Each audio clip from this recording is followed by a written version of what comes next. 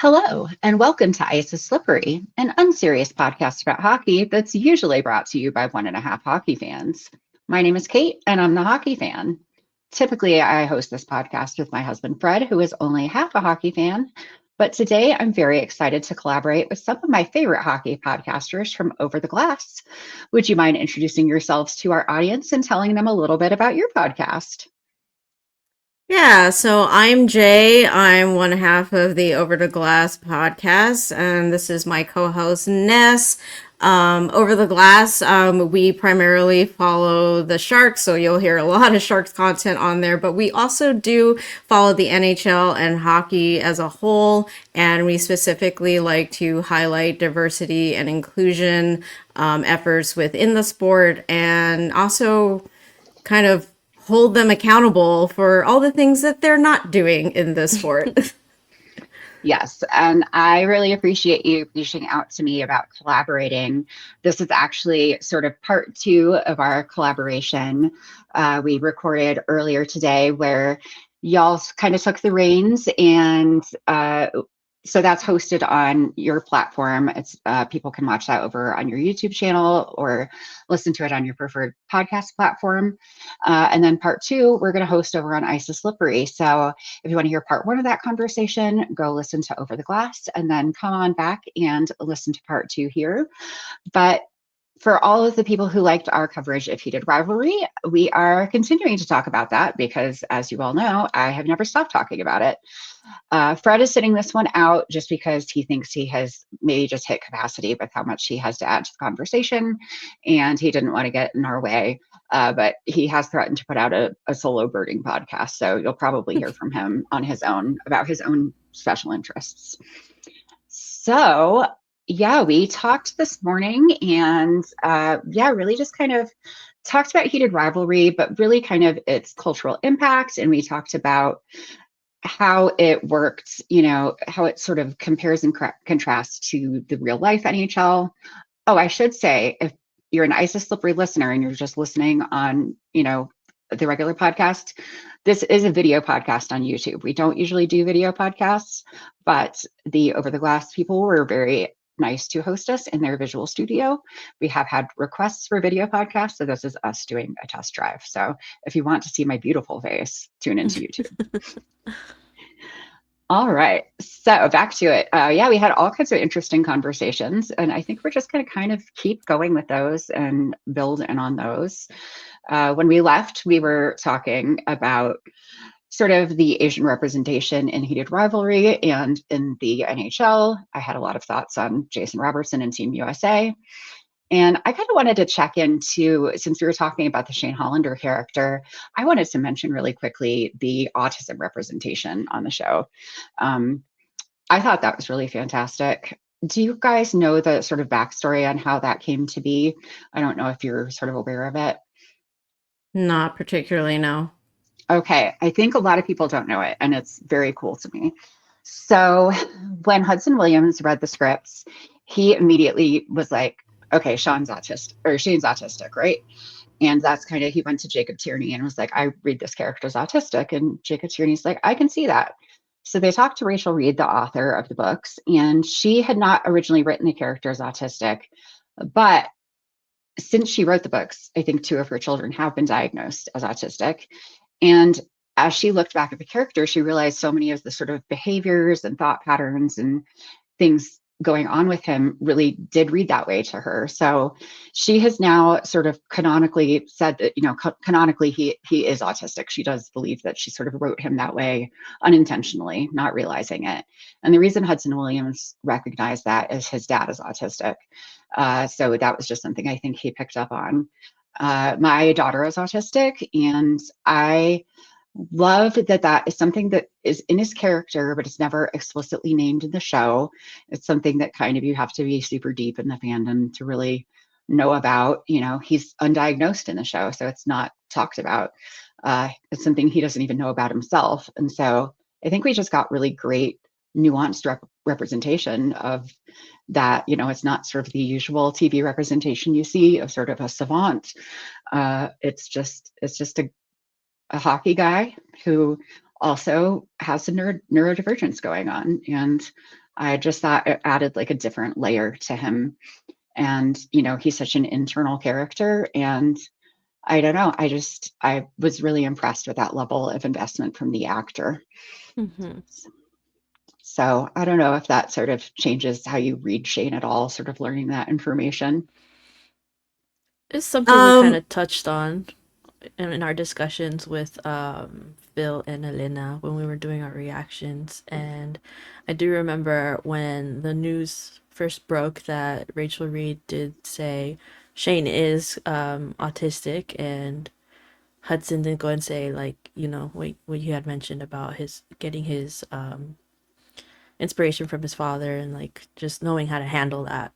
But I don't think I realized that they never named it in the show, because then like I just started seeing him a little bit differently in how he like acted, like the specific like mannerisms and things that he was portraying as a character. And it's like it makes sense, and it wasn't like I was seeing him differently in a negative way or anything like that. It's just like, okay, now I'm understanding this character more.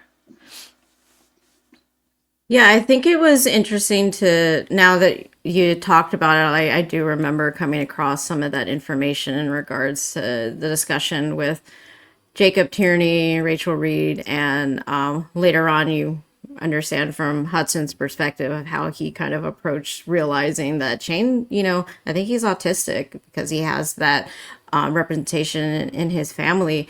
And I think it was a good point that you brought up about how, even though it isn't explicitly said in the show, it is like a great example of autism being portrayed like on screen, and not in the way where we're like, and what Shane's doing right now is, they're pointing it out like we have to educate like kindergartners on like what's going on, which actually made me think about, I remember like a couple years ago, I was seeing a lot of discourse in relation to the Good Doctor, and how I don't have anybody like specifically in my family or like a close friend, but I do have close friends who do have an autistic child. So in a way, I kind of get that sort of information of how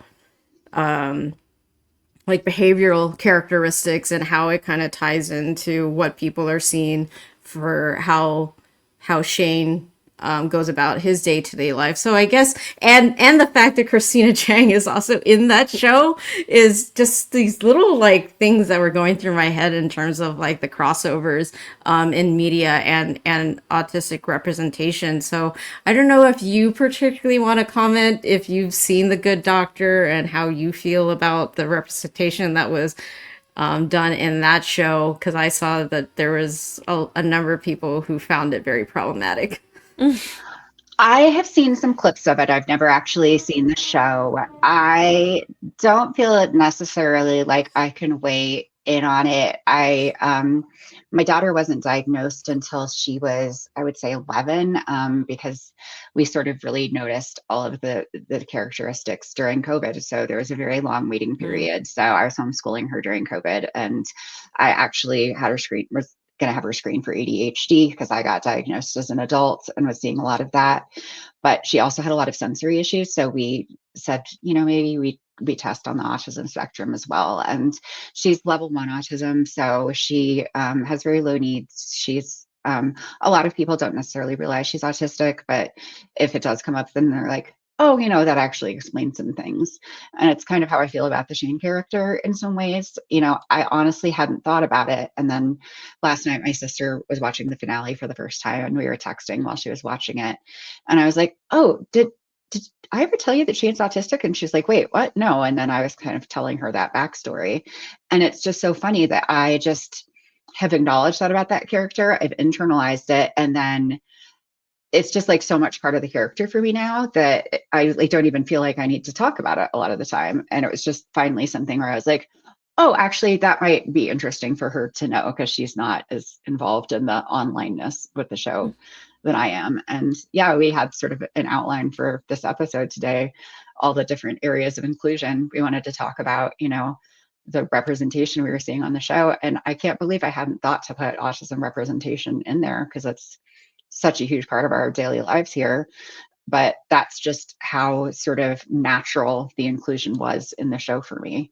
So yeah, again, I don't know. I guess I feel like I definitely have some maybe spectrumy traits myself, but I'm not diagnosed. So I don't know that I necessarily feel like I can or should speak on behalf of the community. Even having a child who's autistic, I feel like they can probably speak for themselves better than I can on the Good Doctor. But I will say, for what I've seen of the show, it's just not for me personally. I do like that they didn't make a big deal about the announcement or anything. They just said, "Oh, hey, by the way, Shane's autistic," and then everyone was like, "Oh yeah, that makes sense," because it just made it, like you said, very natural. And I feel like there is still to this day a negative stigma around being autistic, and I don't know, it's nice that it was just left alone and no one like blew it out of proportion or anything. Yeah, it made me read the character of Shane differently. When they first announced they were adapting the books to the TV show, I was a little concerned because, they're told from alternating perspectives and the characters, and so much of it is internal. And it's like, how are you going to get that across on the screen? And some of it they handled through showing the characters' text messages, but a lot of it really came down to the acting. And Hudson Williams does such a good job of showing that there's so much beneath the surface with Shane, all of his sort of micro expressions and the way he expresses that. And, I've seen people who have only maybe seen the first episode or two think that think that Hudson Williams acting is flat or something. But I'm like, well, you haven't seen him off camera as himself. Like, if you see him as his own self, you realize what a masterful acting job it is, because it's insane how different he is in real life. And I don't know, it just made me understand him in a totally different way. And again, it's, people talk about how Connor's story, really learned a significant amount of Russian and the Russian accent in 3 weeks or 4 weeks to prepare for the role. I think it was 3 weeks. And he did such a great job transforming himself. But yeah, Hudson Williams really, I think, occupied that character in a way that I don't know if anybody else could have. So the casting, I think, is such a huge part of why the show is as good as it is. And that's just another part of that representation that is something that really the actor brought to it, which I just thought was really interesting. Mm-hmm. Yeah, watching even just one interview with Hudson, you see that huge contrast between his real personality and then how he portrays Shane, and just how expressive they both are, and then the way that their characters are in the show, like having to dull out that, like how they are in real life to portray this character that is very much different than what they are. Yeah, I think you described Hudson as a chaos baby at one point, and he very much is that. And you don't see that at all in Shane. And then Connor's story, I mean, literally changes his face. Like, I've seen it online that his face like looks Slavic when he's in character.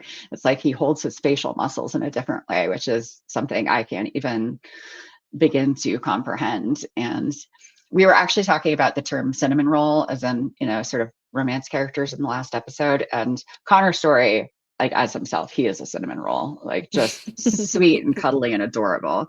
And again, very much the opposite of Ilya. So, again, it's fascinating how different the actors are from the characters, but how amazing a job they did embodying these characters and really bringing them to life. So I love that. Moving on to another sort of area of representation and talking about it sort of in real life versus fiction, I kind of wanted to talk about the NHL and their history of dealing with pride. So, it's complicated, right? To put it So, lightly. yes. So the NHL and Pride has been kind of a complicated thing. So every NHL team holds several themed nights throughout the year, and some are purely for fan engagement, or they give away like bobbleheads of players. Some celebrate milestones in a team's history, and some bring awareness to causes like breast cancer awareness or military appreciation. And then some are to celebrate inclusivity of community. So there's, Black History Night, Indigenous Peoples Night, AAPI night for like Asian American and Pacific Islanders, all kinds of different things. And there's Pride nights. So the first, technically the first Pride night, I believe, was really held by the San Jose Sharks in 2011. And interestingly enough, they were hosting the Dallas Stars. So both of our teams. And but that wasn't an NHL sort of sponsored one. So the first NHL sponsored one was in 2013. The NHL partnered with the You Can Play Project, and the Florida Panthers hosted what's considered the first official Pride Night. And at that point, basically all 32 teams would have a Pride Night every year. In 2016, the Edmonton Oilers started using the Rainbow Pride tape on their sticks during warmups. And with all of the Pride nights that they hosted, a lot of the teams wore Pride jerseys during warmups and would sort of, have those on the ice, and then would, sign them and auction them off to donate to raise, funds for charities and things. And so for like 10 years, it was pretty good and things were good, especially for us queer fans. We were like, yay, we're included. But in the 2022-2023 season, some players opted to sit out of warm-ups because they didn't want to wear the Pride jerseys. Some of the players, I will say, did have some valid reasons. There were some Russian players who were really concerned about the anti-LGBTQ laws in Russia. And this kind of ties back into Heated Rivalry for me. That's a big plot line with Ilya, for him formalizing a relationship with Shane. He's like, I can't go home again if I do this and it comes out. And so that's like a very real thing. And even, these players in question, like Ilya Labushkin specifically, who played for the Sabres at the time and plays for the Stars now, he specifically said that he feared for his family back home if he wore the Pride jersey on the ice. So he opted to sit out of the warmups. And that happened with a few other players. But then a lot of other players decided to not wear the jerseys and sit out of the warmups because of their religious beliefs. And then some of the teams said, well, we're not going to have any of our players wear the jerseys because the players have said they don't want to. And it became like a big thing. And then so the NHL, in their infinite wisdom, decided, you know what, we're just banning Pride jerseys. Like they're gone. And also the Pride tape too. Like nope, just not doing it, because like some of the players have gotten criticized over this, and therefore nobody can do this ever, which is a very like rational and measured response. It's definitely not. So now that Heated Rivalry has become like such a huge hit, the NHL is finally like talking about it. A lot of the teams have sort of been playing clips of it, or like the trailers, or playing songs from the show. And earlier this week, writer Sammy Silver talked with Commissioner Gary Bettman and reported that he had watched Heated Rivalry. He binged it in one night, and he said it's been great to see how it's helped grow the game, and he said it's a great story. Quote, we're well aware of Heated Rivalry. In terms of embracing it, I think it's a wonderful story. The content, particularly for young people, may be a little spicy. He also said, I thought the storyline was very compelling. It was very well done. Sammy did follow up with him and said that right now there are no plans for the NHL to bring back the specialty warm-up jerseys. And that's nothing to do with the lack of support for Pride, per Gary Bettman, but not wanting to create a distraction if a player doesn't support a cause, whatever that may be. Quote, it wasn't about Pride jerseys or Pride night. It was about the fact of bringing things into the game that might not be embraced by the players wearing the jerseys. It's about the whole issue of what you put on the ice, and how when the players don't embrace the cause, whatever it is, then you create distraction and it doesn't fulfill the purpose. So yeah, I don't know about you guys.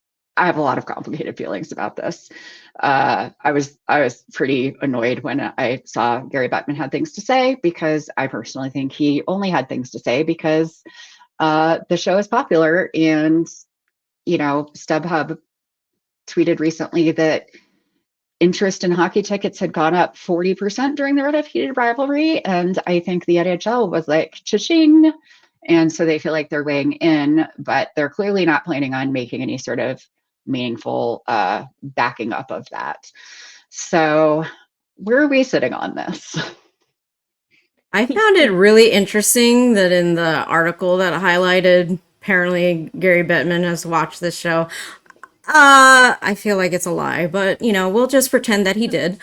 And he's quoted as saying, I thought the storyline was very compelling, a lot of fun, because I could see where they were picking at things that we had in the past, like whether it's the Olympics in Sochi or All-Star Game in Tampa. It was very well done. Like, thanks, Gary, for your perspective on 6 episodes that really, who gives two flying fucks about the All-Star Game in Tampa?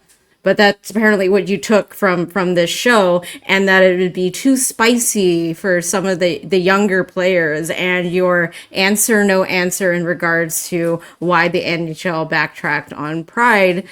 And I found it really interesting that I actually wasn't aware that the Sharks were the first to host a Pride night that wasn't a part of the bigger effort by the NHL at the time, which I celebrate, of course, as a Sharks fan, but also find it exhausting years later when James Reimer was one of those folks at this time where players were like, I'm not going to wear the jersey. He was the guy that also kind of started the wildfire of, I remember the New York Rangers decided they were going to retract their Pride night because they didn't want to deal with any potential that something like this would happen in their organization.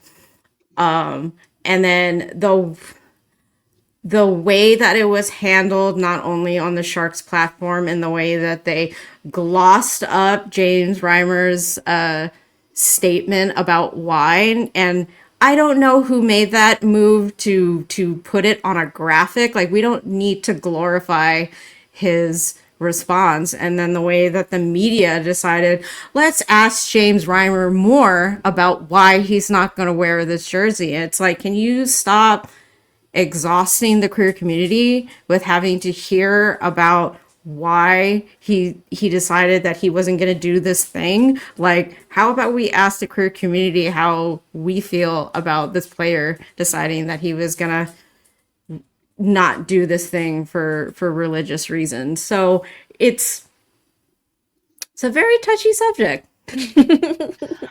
I think too, it does get lost in the shuffle that out of the players who opted out of it, some of them did have reasons for it. You know, if your family is still living in Russia, it's problematic. I know like Nikita Zadorov has been very critical of Russia, and he's come out and said, I don't have anything to do with my family anymore. Like, we don't talk, we disagree on things. I think just out of wanting to protect his family so he can be outspoken about his problems with Russia. And that's just having to do with sort of, Russia in general. And, out of the players who opted out, it was, like I said, Ilya Lyubushkin, Denis Gurianov, and Andrei Kuzmenko, all specifically, said basically them not wearing the jerseys had to do with the anti-LGBTQ laws in Russia. And it was like decisions made with their families in mind, or in conjunction with their families. Lyubushkin is the one who specifically said that he feared for his family back home, which I thought was very interesting verbiage. Ivan Provorov is a Russian player who said that it conflicted with his religious Russian Orthodox values. But then it just became a jumping off point for a bunch of, American and Canadian players to be like, it's against my religious values too. Famously, one of the many Stahl brothers was like, I would never do this. And there's pictures of him wearing a Pride jersey in the past. But he was like, I would never do this because it's against my values. And it's like, we literally have a picture of you wearing a Pride jersey a few years ago. Like, you didn't think it was a big deal then, but now you have a problem with it. I So, remember when this first was a thing, when it was happening, Jay and I talked extensively about it on our podcast. Again, it's like one of the reasons why we even started our podcast, right? Is to talk about these things. I think one of our confusions about the Russian players speaking out about it being against the LGBTQ laws in Russia was that they didn't complain about it the year prior or the year before that or the year before that. and it just became a problem that year all of a sudden when everyone else was speaking out about it. So I think that's where we were like, what is the truth? You know, like you didn't have a problem wearing this a couple seasons ago, even though the Russian laws haven't changed.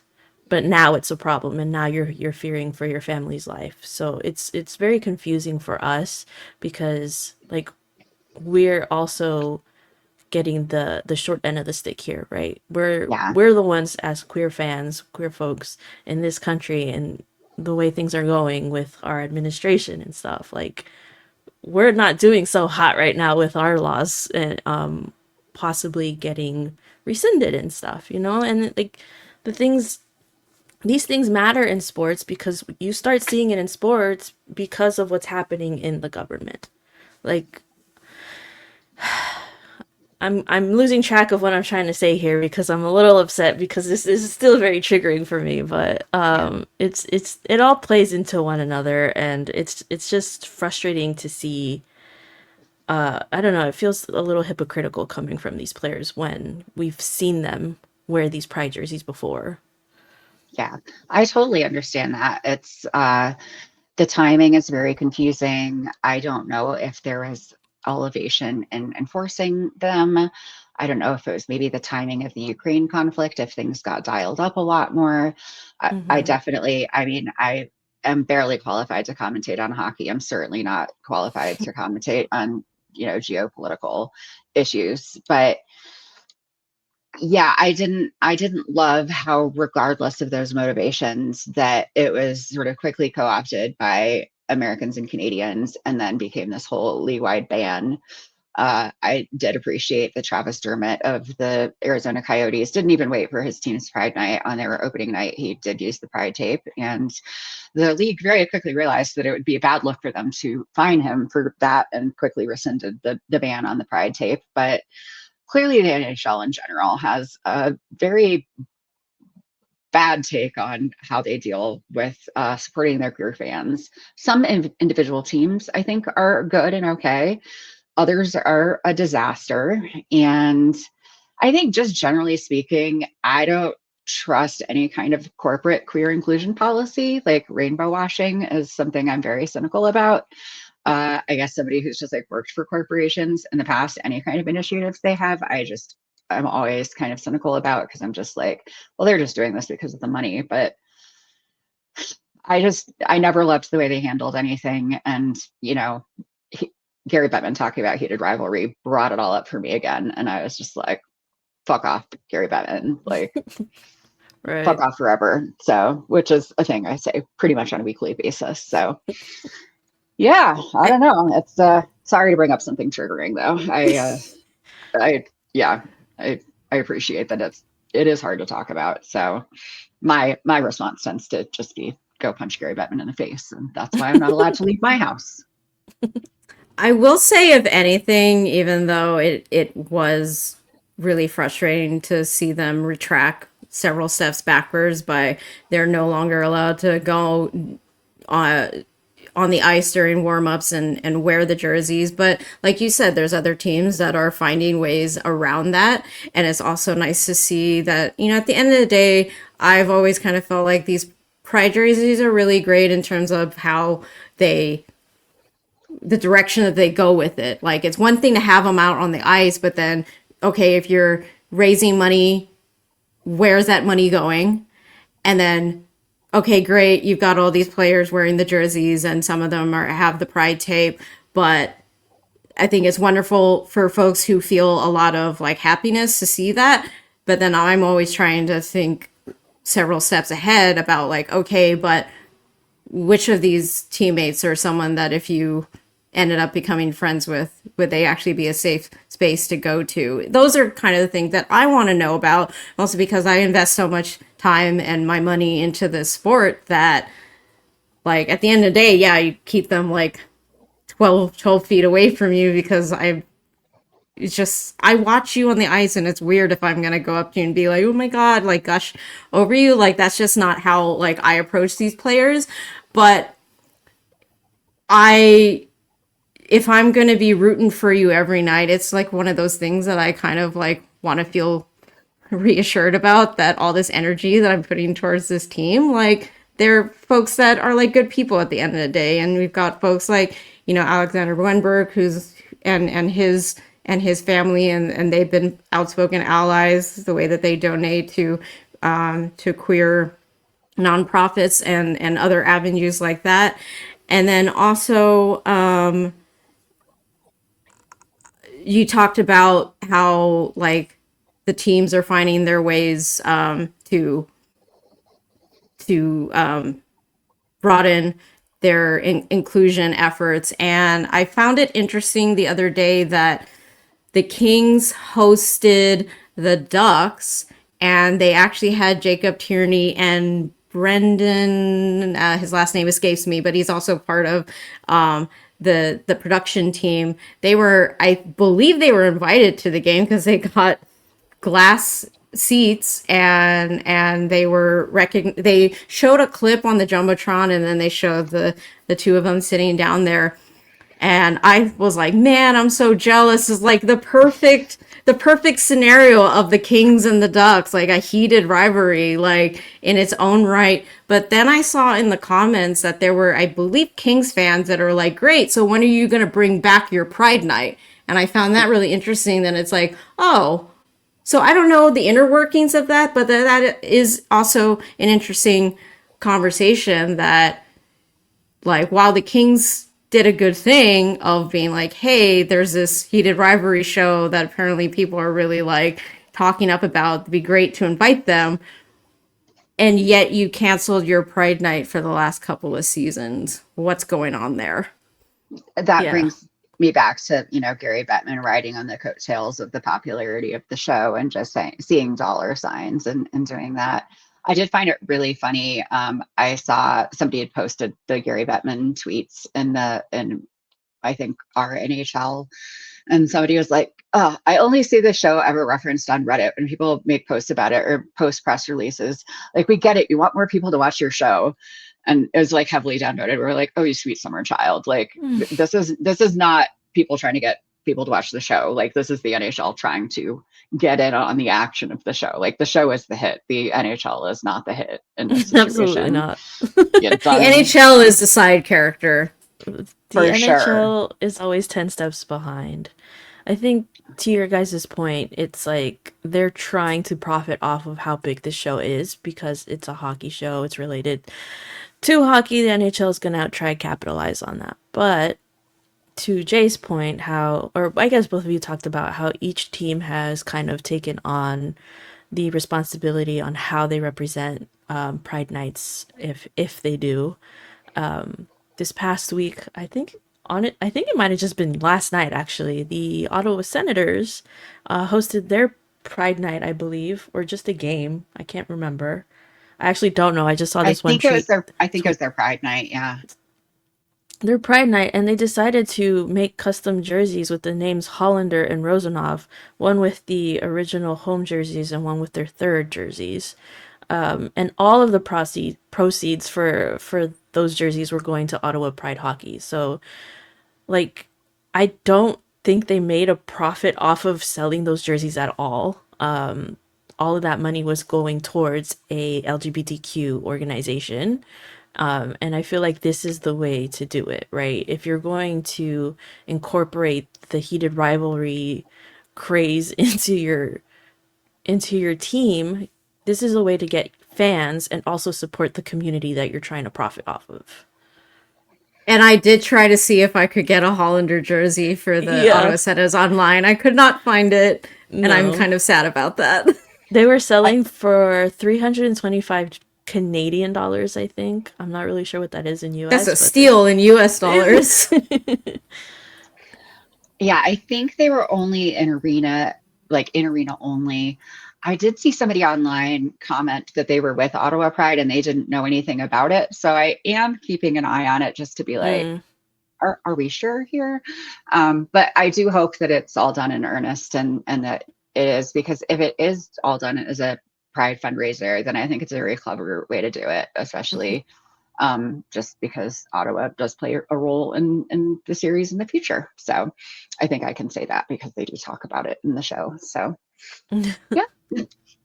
Well, I think actually this is probably a good time to segue into kind of, so Heated Rivalry. We're talking about how the NHL is trying to get in on it. And the reason they're trying to get in on it is because people have watched the show who are not hockey fans and they are thinking about becoming hockey fans. Like it is definitely a thing. We talked about, StubHub said ticket searches were going up. And I definitely am encountering people online who are like, maybe I do want to try out this sport. So I think that that's really interesting. And I think a lot of hockey content creators are sort of creating primers around the sport for new viewers. I know Talk Hockey with Me on Instagram is sort of doing a series of just like focusing on different players that people might be interested in getting to know. So there are a lot of people out there sort of like helping, be sort of intro spots for people getting into the sport. What kind of advice do you have for people who are thinking about becoming hockey fans after watching the show? Ugh, come in with low expectations. Like, obviously, we love this sport, right? We've Yeah. created a whole podcast to talk about this sport that we love, like this stupid team that we're obsessed with. Blood, sweat, and tears for this podcast. So much money going into supporting our teams and all that. But we're disappointed time and time again with how certain things are handled in this league, with even with our own teams that we follow. Like we wish that there was more they would do. And I get that there's like this whole political thing between the league and the actual team or like themselves as an organization, and they have to balance that. But you know, it's okay that we want more from them, right? Because it's only like we're trying to make the sport better.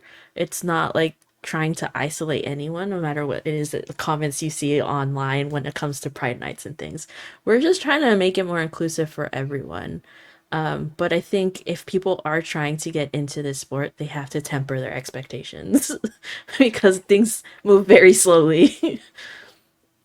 I think Yeah, it's a very good point that you bring up, Ness, about being realistic about your expectations, because that's also one of the reasons why I am not sure I could ever really get into like hockey romance, and it's very much, or really just anything in general when it comes to like fiction writing. It's when you're approaching a genre or some topic that's very close to home. I understand that there's certain people who use fiction as a way to escape, but it's hard for me to do that because like it has to be grounded in some type of reality, or then I'm just feeling like, oh, we're just watching like the Hallmark channel, or like this is like the Disney version of Hercules or something. It I think it would have worked on me 20 years ago, but how we approach the NHL and hockey as a whole,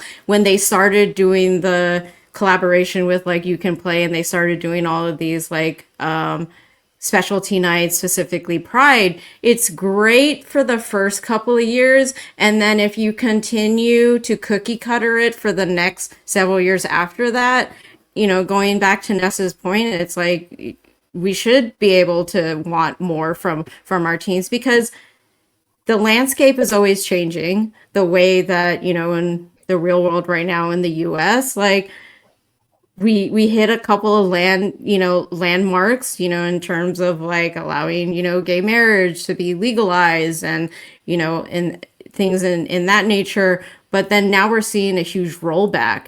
And so we're always kind of having to have these conversations and to want more from these platforms, because if you don't, then if they don't make any sort of change to refine their approach, then it just becomes performative. So, but going back to like, like hockey romance perspective, if that is your only avenue for hockey, that's kind of why I'm reiterating to Nessa's point about like being realistic, that this is the real world. Hockey, like, it's great if you come in and you're like, yay, heated rivalry, and you have your favorite player and everything, but the more you dive into the sport, there's more stuff that you might uncover, and it's not going to be all like rainbows and sunshine, but we still love the hell out of this sport. I am the go-to person in my office to talk about hockey. I am going back to what we talked about in part one on Over the Glass for this conversation with that library worker who was like, "Do not talk to me about heated rivalry." Hockey in general, I need a sign like that. Like, please do not come over and talk to me about hockey because I will get no work done. There is several times a week where someone wants to talk about what's happening in the NHL in terms of just purely analytical game perspective. And I can get lost in an hour-long conversation about it. It's not necessarily getting me in trouble, but it is one of those things where I'm like, I need to find the cord and cut it because I will talk about this sport forever. So all that to say, we love the hell out of the sport. We made a whole podcast about it. We love it to death, but it is unfortunately light years away from what could be in the heated rivalry game changers universe. First, I just have to say that just kind of reminded me of a funny story. One of my friends had a birthday recently, so she invited a bunch of us and we brought our partners. And one of my friend's husbands, I guess, heard Fred and I had a hockey podcast. And so he went up to Fred and started talking hockey. And Fred was like, well, he started talking football first because he just assumed like man sports, and Fred was like, I don't know, I don't do that, and then he was like, oh, okay, just hockey then, right? And Fred is like, I still don't do that, and he was like, hey, so he like beckoned me over to be like, here, talk to this man about sports, and then I proceeded to out hockey talk him, which was very fun and entertaining. So just to say, I too will speak about hockey in any situation at all times. And yeah, can't stop, won't stop. So that kind of made me think of that. But yeah, I think with people coming in to become hockey fans, like I welcome hockey fans any way you want to come in. I got into hockey because I got a concussion. I tripped over a stool in my kitchen and hit my head on the counter and had a really bad concussion, and it affected me for like a year and a half. And as I was recovering, I was reading about people who went through that and started reading about hockey players. And I was like, how the fuck do these guys play through head injuries? And like, I mean, like, I couldn't even get out of bed for like 6 months. Like, it's crazy to me. And then I started watching the sport, and like, I was not really a sports person for a long time. You know, I grew up in Florida. Football was a big thing. I went to University of Florida. Football was a huge thing. And like I knew about it, but I just couldn't, it never kept my attention. But the second I put on a hockey game, I was hooked. Like maybe it's my ADHD. It just like kept my attention in a way that nothing ever did. But even though I've been watching for over 10 years, I wouldn't have described myself as like a hockey fan probably until like COVID era when I got really deep into it. Because I think a lot of the times too, like maybe especially I don't know, maybe it's like being socialized as a woman or something. Like growing, I felt like, oh, I'm, maybe imposter syndrome. Like, oh, I don't know as much about sports as these other people. I've come to realize that most of the people talking about hockey on the internet don't know a goddamn thing. And I am smarter than a lot of them. So, and I don't know what I'm talking about either. I'm not saying I'm a genius, but like, we're all just making shit up.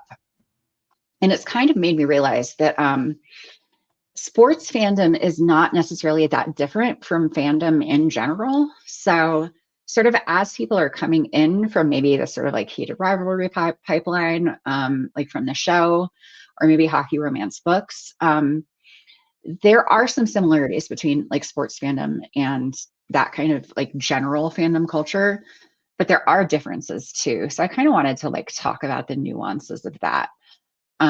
Like one thing that surprised me, I guess, about sports fandom is, especially like when it comes to, commentating and a lot of the podcasts and stuff, a lot of it's really just gossip. Like, you know, like a lot of the like local media and stuff, like look at Toronto and like it's just a lot of gossip going around. Or like look what's happening in Ottawa right now. Like just gossip. It's just literally people gossiping. It's just like celebrity tabloids from the 90s. So that's kind of wild to me, right? I would rather not look at Toronto. I mean, yes, who would? Yeah. The gossip coming out of Ottawa was crazy. And that The was something that felt like sort of general fandom culture bleeding in, like not just hockey culture, but right. like, but it still didn't feel like that divorced from sports culture, right? Because there's always kind of been that in hockey culture, like the Phil Kessel hot dog thing. Like there's always been that kind of weird meanness and gossipy vibe to some extent, especially when it comes to sort of the local media, I feel like. So I mean, hockey is not about like whatever they're doing out on the ice. It's a whole big soap opera. exactly. Exactly. Yeah, that's I mean that's I always say like I love hockey for the game, but I also find that the lore adds a lot of seasoning that makes it even more interesting to me. So it might just be again as a writer, like there's a narrative that I find really compelling. I just am finding maybe sometimes the narrative is getting a little soapy right now. And I do worry about that with sort of more general fandom coming into the sports fandom. Again, we talked in the last episode about sort of having like that fandom history and like me writing fan fiction 20 years ago and being on LiveJournal. Something I'm noticing is like fandom etiquette has really changed. Maybe it's like the prevalence of internet platforms and things, but like, I don't know, there's just so little. I mean, we used to keep fan fiction to ourselves. Like the press did not talk to the actors about fan fiction the way that they do now. Like I don't know if you guys have watched the show The Pit, which is also streaming on HBO. It's a great show, by the way. There's a lot of fan fiction about that show, and the actors and the creators do know all about it, and it has come up. And there are fans showing them fan art, and it is a thing. And they seem to take it in stride pretty well. But I mean, that was not the etiquette back in my day when I walked uphill in snow both ways to school.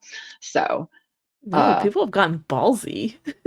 yeah, it's I'm just like, no, you keep that behind closed doors, my friends. Like, and it makes me alarmed with hockey because it's bad enough when it's like actors on a show playing fictional people, but hockey players are real life people. And I mean, I think you guys have probably seen that on the Sharks a bit with, Mm, Macklin Celebrini and Will Smith. People have definitely mhm. crossed lines with them. I know Alexander Wenberg, when he was with the Kraken, there were lines crossed there. And that was specifically with the book talk community as well. So I do worry that these people don't have any home training and are like, and it's just some people, it's not everybody. Again, and I don't have any problems with people calling it the boy aquarium. I think it's funny.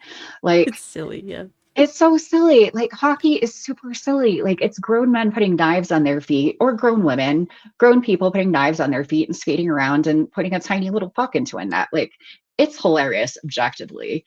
But, you know, I think we also just need to be aware that these are real people, even though oftentimes on my own podcast, I talk about them like they're fictional characters, because ultimately we only know like 1% about them. Like we only see what they show us. We don't really know them, even though we feel Yeah, like we know them. yeah, but I feel like you probably do it in a respectful way, right? Like, I Oh, think yeah. what we're seeing with these fandoms coming in, the thing about fandom culture, I feel, is like mostly like teenage girls, like they make up a lot of it because they're excited to be a part of something. I don't know, a community. Like it's a thing. You see it with like teenage girls being obsessed with boy bands, right? Like and I get like Heated Rivalry, obviously we're seeing that. And the thing like seeing it bleed into the NHL, I've seen some really disrespectful signs showing up at some NHL games during warm-ups, and it's like you can't do that. Like this is real life. It's I get like secondhand embarrassment because it's like you put all that time and effort to make this sign and you didn't think once like maybe this isn't a good idea. Like these people can read. They can see what you're putting out there. Yeah. I think that there are ways to be silly. Like I have a recurring thing on my podcast when Mason Marchment was with the Stars, where I would say constantly during games, I'm Mason Marchment's attorney, and he's innocent because he would constantly be getting penalties for things that he actually did do. But I, would defend him all the time. I actually made myself a T-shirt or got a T-shirt made that said, "I am Mason Marchment's attorney, and he's innocent," and I wore it to a playoff game in Dallas that I went to and got tons of compliments on it. And that's a funny shirt and that's like silly, but that is not in any way like creepy vibes, I just think there are lines and I don't know if people know what they are anymore. No, they're Um, blurring so much. Jay and I have talked about this. As recently with our in our last episode when we had Tara Sloan on, with the Macklin and Will Smith thing.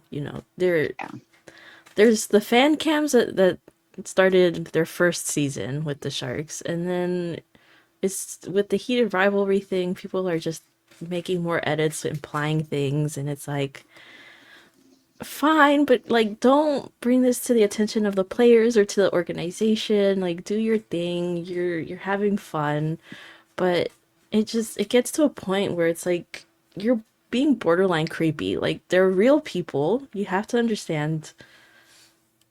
I don't know, man. I don't know if you saw that there was this incident with a fan that like stalked the team in a hotel they were staying at. I forget which city they were playing in. I think I And did see that. yeah, and she was able to find Macklin and Will and ask for their autographs and basically followed them to their room, And it's like, that's not okay. Like, these are real people. They're kids. They're 19 and 20. You can't be doing that. That's creepy. What are you doing? I don't care how old you are. You have to understand that that's not okay. Yeah, Yeah, I feel like it's crazy to me to see this sort of stuff play out because if we're I feel like it may be majority younger folks, but not to exclude the fact that this can also be like older people just never getting the clue, and this is continuing to be their personality years and years later. But I remember being that young once. I remember being like, if I go back and be like, wow, did I say that? Like, wow, was I like that? But then I also did that not on the internet. Right. I also did that not tagging the actual person I was talking about. That I talked about that in private spaces, and I don't mean Reddit. I mean, like, it could have been a conversation in my room with like friends, and that's as far as it went. So I think as long as you're kind of keeping that to those types of spaces where it doesn't get out into the internet, and I feel like because we're such a digitally included wherever we are now, I think the spaces are kind of blurring where it's like just because it's online, like I can just say whatever I want, and if you get triggered by it and be like, wow, well this is just my own space, so like don't be so upset. It's like, no, but everyone can see it though. Right. And that's the main problem here. Going back to, mention about Alexander Wenberg when he was on the Seattle Kraken and how Book Talk got involved in that whole space. And I'm really trying not to like attack any no, like of course not. any group Yeah. of people, because at the end of the day, I think majority of people with any space or fandom that you're included in, I think everyone means well, but it just sometimes these end up on a much bigger platform and make it seem like, oh, that's that whole fan base, and there's the problem right there. I It also makes me think about how recently Francois Arnault like did a bit of a cleanse on his socials, and he's considering like even relocating in LA to somewhere where he'll have like a doorman so people don't walk up to his unguarded entrance off the street and show up at his door. And I mean, just like all this to say that like remember that these people are human, and also try not to blur the lines of fiction and reality, and like hoping that Hudson and Connor are dating, and having starting rumors that Connor and Francois are dating just because you saw them at the airport together. The bros are just traveling, Yeah. guys. I mean, yeah, the kind of parasocial thing that happens sort of with, Hollywood or acting, you see it in hockey a bit too. And it's, again, it's just changed so much. Like I said, I think in the last episode that I used to write Veronica Mars fan fiction. And I wrote a story about like a very tertiary character, and the actor found it and wrote a really nice, lovely comment about it. And then I went to a fan convention and he like sought me out to meet me. And it was so Oh, nice. And I just think like that wouldn't happen anymore. Like, I don't think that that would happen. I think that that would just be like too off-putting for everybody involved. Like the actor would get labeled a creep for talking to me, even though I was like a person in my 20s at the time. I think that um, they would be worried that I would be like a crazy psycho. Like it would just be too much. And like I just miss that like small town feel of the internet. And it's like now everything's so magnified, and I just don't think that that could be a thing. And it's just so weird. I don't know. It's like my small town got everybody moved into my small town. your But small town got gentrified. it sure did. It sure did. But like all of that being said, I do still hope people are going to come and watch hockey, and I hope they're going to fall in love with the sport the way that I did, because it's just a really fun sport. It's really fun to watch. And I don't think, like I do want them to like the sport itself, because the sport itself is really fun to watch. It's really interesting. Um, it's there are lots of ups and downs, like especially when you like a team that has issues. Um, I relate to that. But the lore is also interesting, like I said. So, I'm not trying to say like don't have fun with it. Like you should have fun with it, but just at the end of the day, remember as you come into this space that these are real people, and just like Hudson and Connor are real people, and Francois and all of the Heated Rivalry cast are real people. So it's great to be enthusiastic about the show. It's great to be enthusiastic about the sport. But as much as we love these things, and I've said many times, I'm obsessed with Heated Rivalry. I'm obsessed with hockey, but you got to draw a line at some point. So and again, I realize that's very ironic coming from somebody who has a hockey podcast, but I cannot reiterate enough that I do not encourage anybody from the NHL to listen to my podcast. I prefer to stay as under the radar as possible, and do not tell them about my podcast, please, and thank you. Honestly, I always say what these people are missing, treat others how you want to be treated. It's a very basic lesson you learn when you're 5 years old.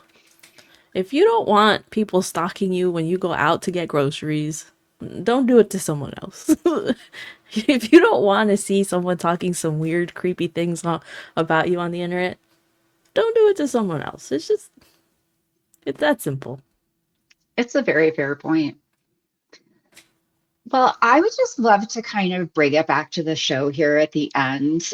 We've kind of talked a lot about it on the macro scale, and we've talked about it sort of, representation and all kinds of different things. But, and we've done that sort of individual episode recaps on our respective podcasts. But now that the show is kind of wrapped up, what's sort of like your takeaway about it? Like, how are you feeling about it? Just kind of like as a piece of art. Like, I'm just curious. Like, I think so many of us got kind of sucked into the minutia of it on a day-to-day basis. And I don't know, just kind of taking a step back and looking at it, like, I don't know. How do you feel about the show? Like, just how does it make you feel? Jay, you want to go first? I'm glad it exceeded my expectations. As we talked about in the first part of this collab episode, I'm coming into loving the sport before I realized I was queer, before I even got into any real sort of fandom. So to my very core, I view this sport at a very cerebral level. And however it intersects with other parts of my life, the hockey part always comes first for me. So it's interesting to see the way that people are coming into sport, and I think it's great as long as we're all kind of remembering that these folks are human and they're the fictional aspects of how folks may have come into this to sport. Just remember that. But when I learned about this show and that it was based on a hockey romance novel, I initially wasn't sure how invested I would get into it. It was one of those things like, oh, well, it's queer, it's hockey, yeah, I'll check it out. I wasn't like, yes, this is what we were like, I wasn't coming in with any sort of like, this is everything to me. It was more like, oh yeah, I'll add it to my list. And the more and as we approached it and as I started learning more about it, and then I read the book that it was based on, like, even then I was like, I wonder how they're going to adapt this because it's very smutty. And they've done such an amazing job. The way that we've spent countless hours talking about this show, the way that it has exploded on the internet, the way that I've been hearing within my own friend circle, which is not necessarily particularly surprising, but it is still like, I haven't even told you about it. And usually, like, this friend will learn about something hockey related because I blurted it at them. The fact that they're coming to me and being like, hey, so, I saw in the Golden Globes, and they were like, isn't that the two guys that are on Heated Rivalry? And it's like, I appreciate that you thought to text me about that. So it's really kind of exceeded my expectations, and I love that for us. I love that for all of the guys involved in this production, and I love that it's going to have a season 2. And yeah, that's kind of where I'm at with it. That's awesome. Yeah. For me, I think this is going to be one of my comfort shows. And which is interesting because my comfort shows are usually like sitcoms, like something funny that if I'm having a really low day, I want something to cheer me up type thing. But there's something about the episode specifically where you experience the wholesomeness of, Shane and Ilya getting together, or the Kip and Scott storyline, that it really tugs at my heartstrings. I'm like, I want this in real life. I need this to happen at some point in real life. And like specifically the art part of it, I haven't rewatched it in a few weeks now since like it ended. I did like watch it a couple times or a few times, but I haven't watched it since. I think this is something I would want to go back to study the cinematography for. I think they did a really good job with that, and Jacob Tierney did a really good job picking out the music for it to really fit every scene like perfectly. And like just the acting, like I don't talk about this very often anymore. I went to school for animation. I do sometimes like to study some videos for like acting if I want to work on an acting shot or like personal project thing. So those are things that I would want to like go back and like frame by frame it, or just like pick up on certain little mannerisms or little small things that people don't usually notice, except for like the actors that they know that they're doing. Like, and I know it wasn't an acting choice specifically, where Connor's story, when he's eating the pasta at the at the parents thing, yeah, the little shimmy he does, like that's so great to add to like an animation shot because people wouldn't think to do that, right? It's just to add character to something, and I think this would be one of those things where I would really like to rewatch over and over to see what I can learn from it.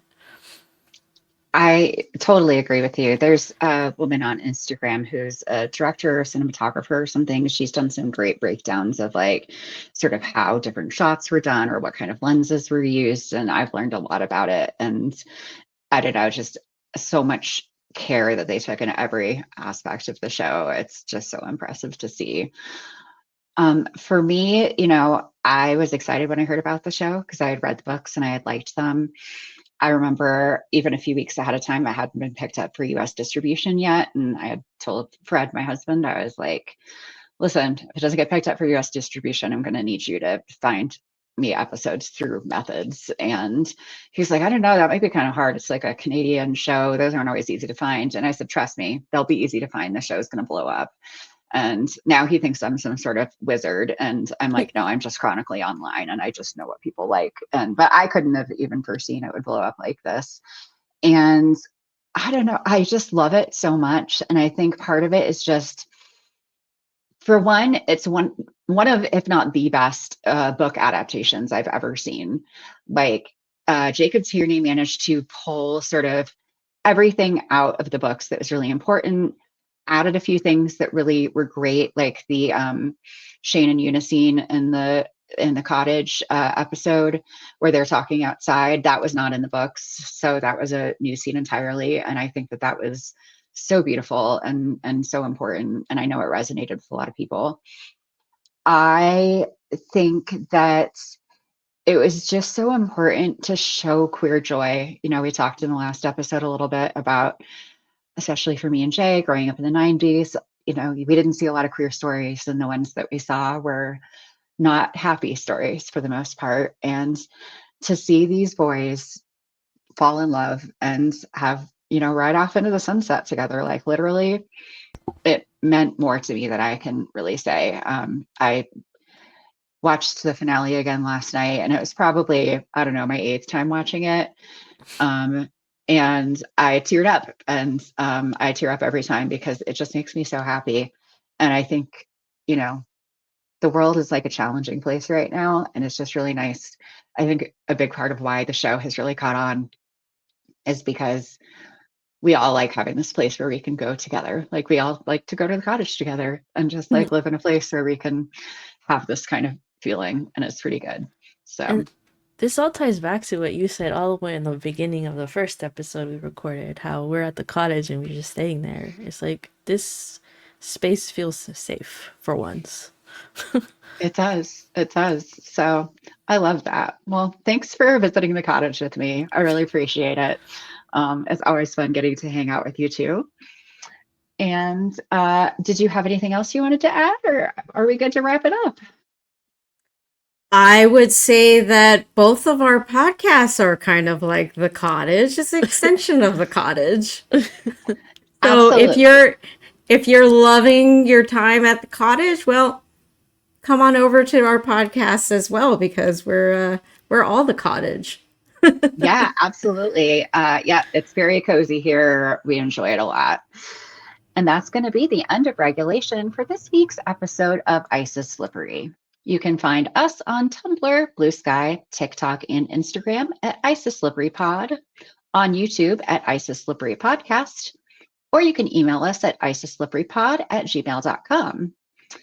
For our friends at Over the Glass Hockey, you can find them on Twitter and Instagram at over_the glass, on Blue Sky at Over the Glass, and on YouTube or your preferred podcast platform. Until next week, stay out of the penalty box. Hi, thank you. There.